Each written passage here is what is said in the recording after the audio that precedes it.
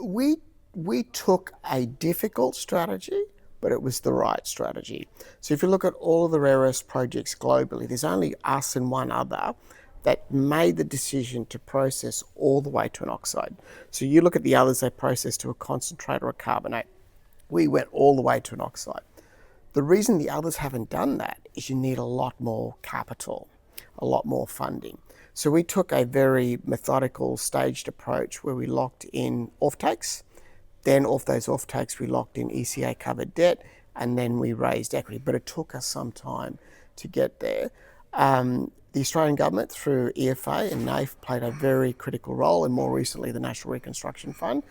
And that allowed us to get 9 lenders across 5 countries and get investment across Australia, Asia, and particularly the US. So the number one thing is always safety. So just reminding you, so I've got an operations project background. So safety of our people are always number one. Number two is getting the right people on board, and I'm very, very happy with how the sort of talent that we've been able to attract to this project. Planning is very important. You want to have a good plan, good people, and then execute against that plan, but also having the right partners as well. So I think we've got a very good partner in Hatch as EPCM, getting the right sort of constructors partnership there, having commercial alignment, and very, very good discipline around planning and executing the critical path. I'm just going to give you one example of what's happened and one example of what I'd like to think will happen. So if you look at, October of last year, we announced a letter of intent with Exim, a US Exim, and they worked very closely with EFA. They did due diligence on us, and they worked very closely with EFA, and that really shortened down their due diligence time. So that's a good example of parties working together. And EFA actually have got people positioned in Washington to work with Exim. So that's a great example.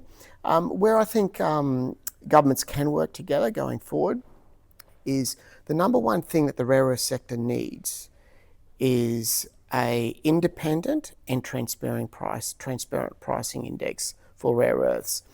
And through the US government support after their Mountain Pass deal, they established such an index with Benchmark Minerals Intelligence, and S&P are also establishing another index.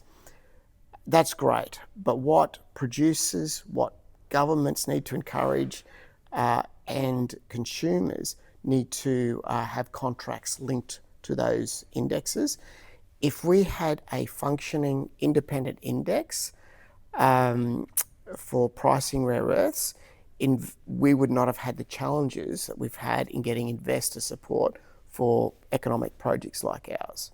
To me, that is the number one thing we still have to solve to have a sustainable rare earths sector.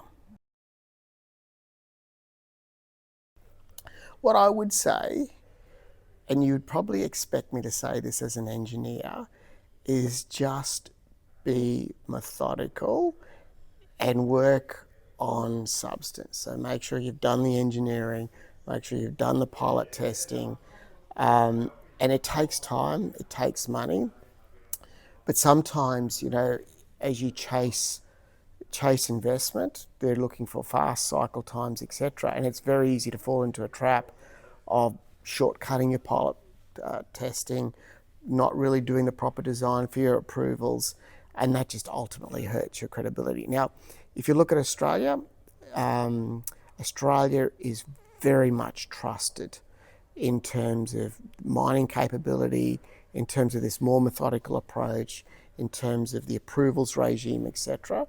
But coming back to your question, I think you've got to play the long game and just make sure you do your homework, do the work, and when you're ready, you go to the market. You know what I have found with events like IMARC? You will go to IMARC with an intent. You want to meet so-and-so, you want to get this outcome, whatever. And generally speaking, you get surprised by opportunities that were bigger, more impactful than the ones you're actually going to. And I think events like IMARC, where you bring in investors, you bring in suppliers, you bring in sectors, you bring in other governments. It's bringing all of those different parties together, and sometimes the unplanned meetings that actually take your project forward in a way much faster than you're probably expecting. Mm-hmm.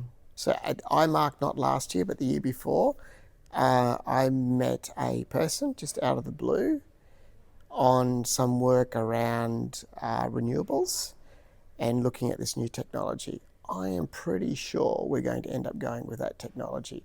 And that happened because of a chance meeting at IMARC. So we're now in construction phase. So it's really just updating the market on how we're progressing, the timelines, but also pointing out that we want to progress with phase 2 while we're building phase 1. Want to become a third-party processing hub. And thirdly, we're looking at additional recovery and processing of heavy rare earths. So if you look at, as the world builds out the supply chain for rare earths, having the right sort of mix between light rare earths and heavy rare earths to go into high performance magnets, that's important. There is a need in the market for that. And we're assessing our ability to fill that need.